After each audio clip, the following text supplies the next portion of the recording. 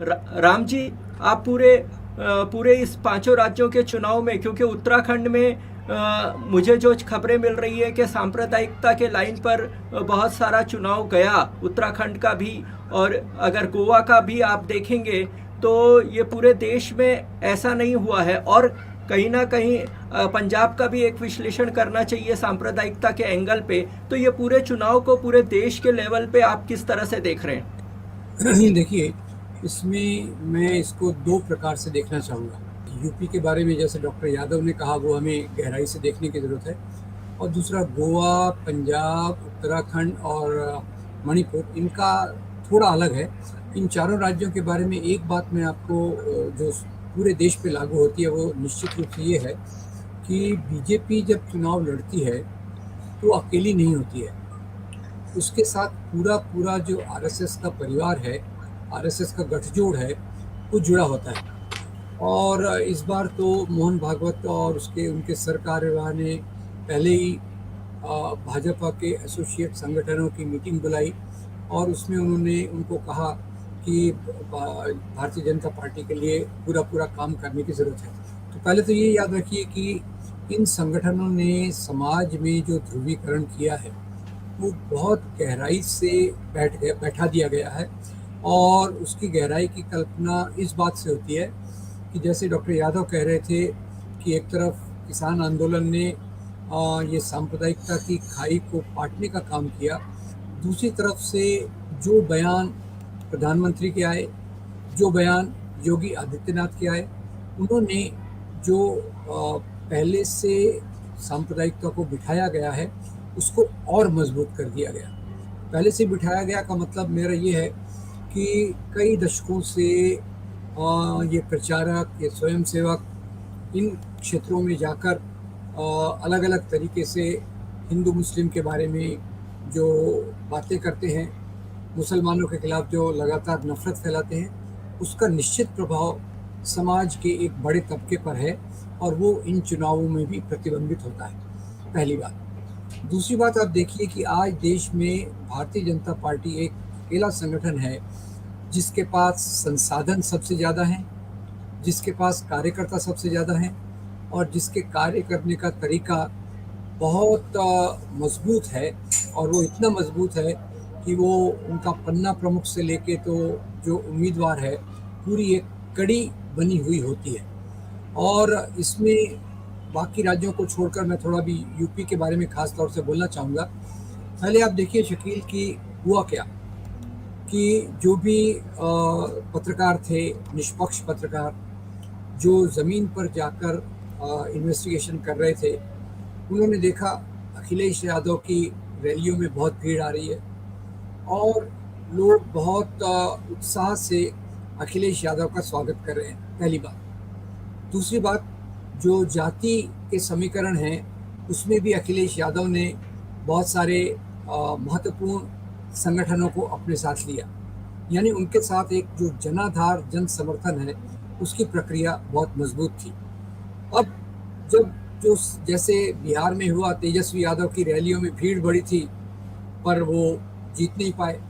कई लोग कहते हैं कि भीड़ वोटों में कन्वर्ट नहीं हो पाई, पर मुझे लगता है इससे थोड़ा ज़्यादा मामला है।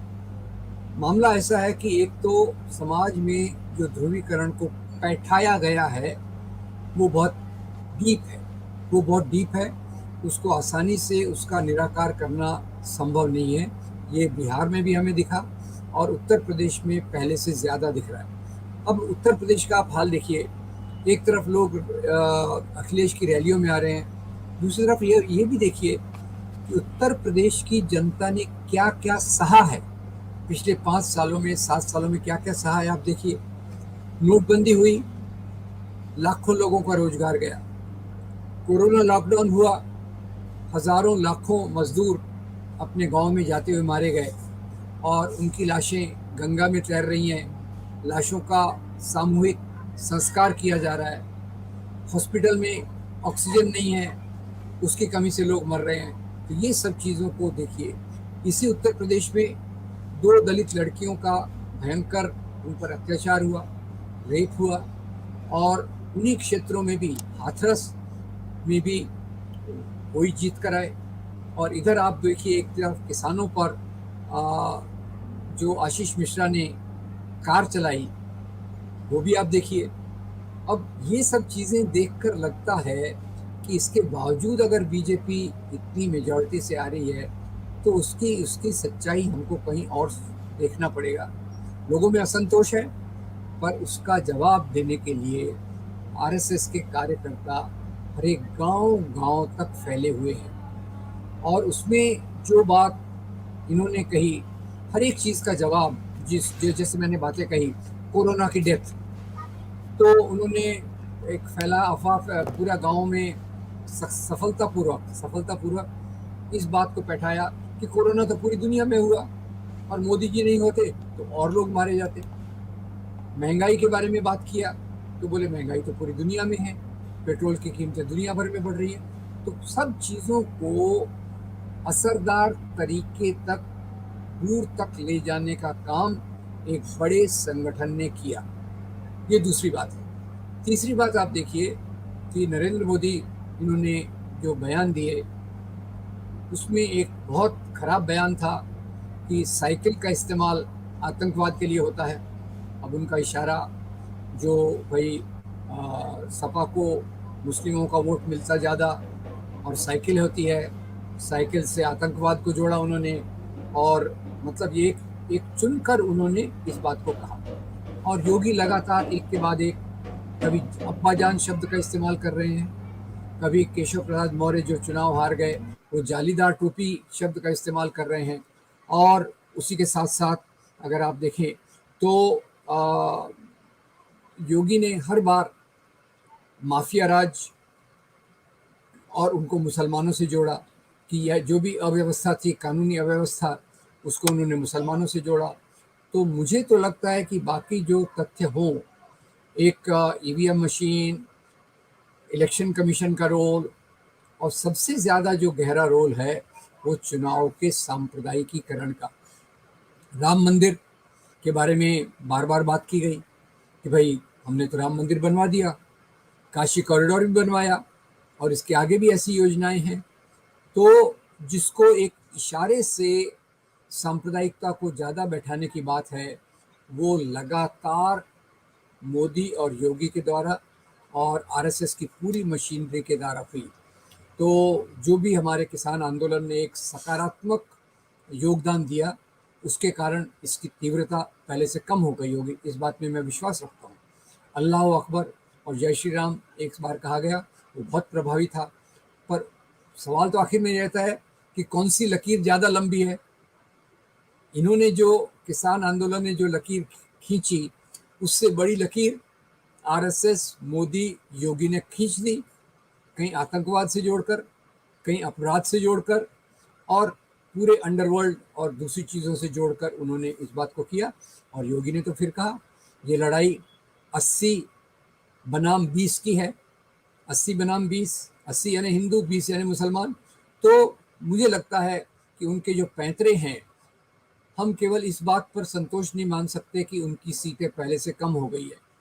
समाज में उन्होंने नए नए तरीके खोज लिए हैं अल्पसंख्यकों के खिलाफ नफरत फैलाने की, उनको अपराध से जोड़ने की, उनको आतंकवाद से जोड़ने की, उनके विदेशी होने की और उनके तौर तरीकों पर इन्होंने फिर। और देखिए योगी ने तो यहाँ तक कहा कि ये मुसलमान तो यहाँ गजवाए हिंद ले आएंगे।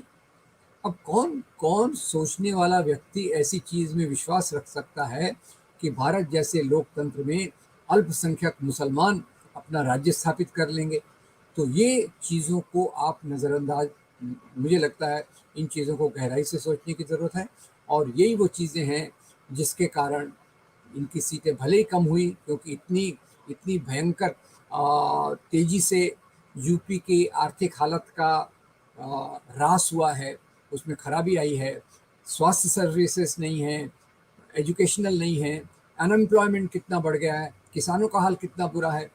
ऐसे हालात में कोई भी पार्टी अगर जीतती है तो निश्चित रूप से उसने सांप्रदायिक राजनीति को माइक्रो लेवल पर ले गई है। जब हम राम मंदिर की बात करते हैं तो मैक्रो लेवल है, काशी की कॉरिडोर की बात करते हैं तो मैक्रो लेवल है। पर इनके कार्यकर्ता एक एक गांव में जाकर, एक एक परिवार में जाकर इस बात को फैलाते हैं। और मैं आपको याद दिलाना चाहता हूँ शकील, 2017 में जब चुनाव हुए थे उस समय मुझे भी हैरानी हुई थी कि यहाँ बीजेपी कैसे जीत रही। जो विश्लेषण आए, बहुत सारे प्रकार के विश्लेषण आते हैं। जो एक विश्लेषण था वो ये कि इनके कार्यकर्ताओं ने घर घर जाकर ये प्रचार किया कि समाजवादी पार्टी मुसलमानों के लिए है, मुसलमानों की मस्जिद को बचाने के लिए अब्बा जान ने गोलियां चलवाई। ये कांग्रेस पार्टी, ये भी मुसलमानों के लिए है, तो आपके लिए कौन सी पार्टी है? तो आपके लिए तो एक ही पार्टी है जो है भाजपा। ये 2017 में उनके जीत का मुख्य मंत्र था। उसी मंत्र को थोड़ा सा बदल के उन्होंने इस प्रकार इस्तेमाल किया, एक के बाद एक बहुत सारी चीज़ों को उन्होंने फैलाया, और वो मेरे ख्याल से जीत का एक बहुत बड़ा कारण है जो ज़्यादातर विश्लेषणों में नहीं आया। और अंतिम बात मैं ये कहना चाहता हूँ कि इनका जो कम्युनिकेशन का तरीका है, व्हाट्सएप ग्रुप्स, सोशल मीडिया, तो सरसंघ चालक से लेकर तो गांव के आम औरत तक, आम आदमी तक वो एक ही नैरेटिव चलता है। इस बात को ख्याल कीजिए, इतना नैरेटिव एक ही प्रकार का सरसंघ चालक का होना, गांव की गरीब महिला का होना, गांव के गरीब किसान का होना, ये अकस्मात नहीं है। ये पूरी कम्युनिकेशन चेन कई सालों से चलाई जा रही है। उसको अभी क्योंकि उनके पास संसाधन ज़्यादा हैं तो इसलिए उन्होंने उसको ज़्यादा मजबूत कर लिया है। मेरी राय में ये उनकी जीत का मुख्य कारण है। Thank you very much.